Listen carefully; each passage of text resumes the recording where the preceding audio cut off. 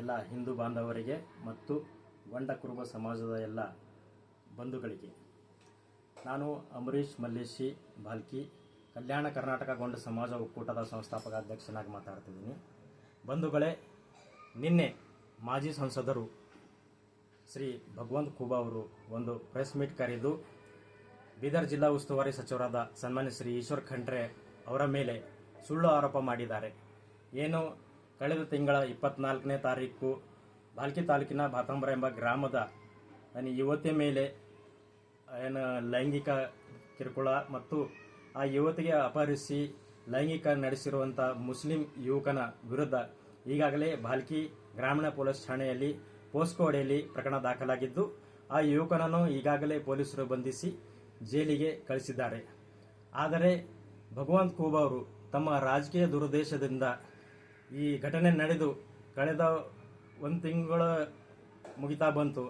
ಆದರೆ ಇದರ ಬಗ್ಗೆ ಮಾಹಿತಿ ಅವರಿಗೆ ಅರಿವೇ ಇಲ್ಲದೆ ಬಾತಂಬ ಗ್ರಾಮಕ್ಕೆ ಭೇಟಿ ನೀಡಿಲ್ಲ, ಆ ಕುಟುಂಬಸ್ಥರಿಗೆ ಇವನ್ನು ಸಮಾಧಾನ ಹೇಳಿಲ್ಲ, ಅವರ ಕುಟುಂಬಕ್ಕೆ ಧೈರ್ಯ ಹೇಳಿಲ್ಲ. ಆದರೆ ನಿನ್ನ ಏಕಾಏಕಿ ಪ್ರೆಸ್ ಮೀಟ್ ಮಾಡಿ ಇಲ್ಲ ಸಲ್ಲದ ಕುರುಬ ಸಮಾಜವನ್ನು ಮುಂದಿಟ್ಟುಕೊಂಡು ಸನ್ಮಾನ್ಯ ಶ್ರೀ ಸಿದ್ದರಾಮಯ್ಯರ ಹೆಸರು ಹಾಳು ಮಾಡುವ ಉದ್ದೇಶದಿಂದ ಹಾಗೂ ಬೀದರ್ ಜಿಲ್ಲಾ ಉಸ್ತುವಾರಿ ಸಚಿವರ ಮೇಲೆ ಸುಳ್ಳು ಆರೋಪ ಮಾಡುತ್ತಿರುವ ಭಗವಂತ ಖೂಬಾಗೆ ನಮ್ಮ ಕಲ್ಯಾಣ ಕರ್ನಾಟಕ ಗೊಂಡ ಸಮಾಜ ಒಕ್ಕೂಟ ವತಿಯಿಂದ ನಾವು ಖಂಡಿಸ್ತೇವೆ. ಇದು ಸತ್ಯಕ್ಕೆ ದೂರವಾದ ಮಾತು. ಏನು 2 ಲಕ್ಷ ರೂಪಾಯಿ ಕೊಟ್ಟು ಕೇಸು ಮುಚ್ಚುವಂಥ ಕೆಲಸ ಮಾನ್ಯ ಉಸ್ತುವಾರಿ ಸಚಿವರು ಮಾಡ್ತಾ ಇದ್ದಾರೆ ಅಂತ ಎಂದು ಸುಳ್ಳು ಆರೋಪ ಮಾಡ್ತಾ ಇದ್ದಾರೆ. ಇದು ಸತ್ಯಕ್ಕೆ ದೂರವಾದ ಮಾತುಗಳು.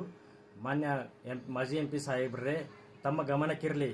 ತಮ್ಮ ಪಕ್ಷದ ಯಾವೊಬ್ಬ ನಾಯಕರು ಮುಖಂಡರು ಬಾತಂಬ ಗ್ರಾಮ ಭೇಟಿ ನೀಡಿಲ್ಲ, ಆ ಕುಟುಂಬಕ್ಕೆ ಏನೋ ಧೈರ್ಯ ತುಂಬುವಂಥ ಕೆಲಸ ಮಾಡಿಲ್ಲ. ನಾವು ಕಲ್ಯಾಣ ಕರ್ನಾಟಕ ಗೊಂಡ ಸಮಾಜ ಒಕ್ಕೂಟದಿಂದ ಆ ಏನು ಲೈಂಗಿಕ ಕಿರುಕುಳ ಆಗಿದೆ ಆ ಹುಡುಗಿಯ ತಾಯಿಗೆ ನಾವು ಸ್ವಂತ ಹೇಳಿ ಅವತ್ತು ಪೊಲೀಸ್ ಸ್ಟೇಷನ್ ಕರ್ಕೊಂಡು ಹೋಗಿ ಕೇಸ್ ಪ್ರಕರಣ ದಾಖಲಾ ಮಾಡಿದ್ದೀವಿ. ನಾನೇ ಖುದ್ದಾಗಿ ಮಾನ್ಯ ಸಚಿವರಿಗೆ ಗಮನಕ್ಕೆ ತಂದಿದ್ದೀನಿ. ಮಾನ್ಯ ಈಶ್ವರ್ ಖಂಡ್ರೆ ಸಾಹೇಬರು ಬಾಲ್ಕಿಯ DYSP ಸಾಹೇಬರಿಗೆ ಮತ್ತು CPS ಸಾಹೇಬರಿಗೆ ನನ್ನ ಎದುರುಗಡೆನೆ ಫೋನ್ ಮಾಡಿ ಆ ಮುಸ್ಲಿಂ ಯುವಕನನ್ನು ಬಂಧಿಸಲು ಹೇಳಿದ್ದಾರೆ.